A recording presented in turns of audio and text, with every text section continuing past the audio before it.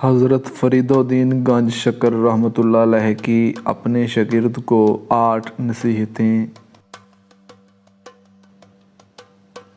हर शख्स की रोटी ना खा, मगर हर शख्स को अपनी रोटी खिला। जो तुझसे खौफ खाता है, तू उससे हर वक्त डरता रह। वो चीज़ मत बेचो जो तुमसे खरीदी ना जाती हो।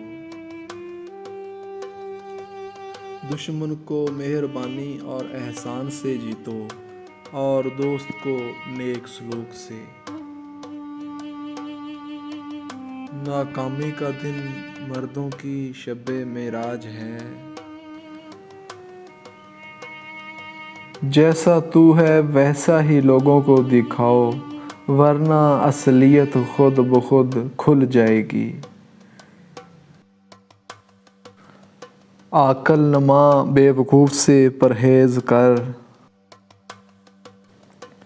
हुनर ज़िल्लत से भी सीखना पड़े तो पीछे ना हटो।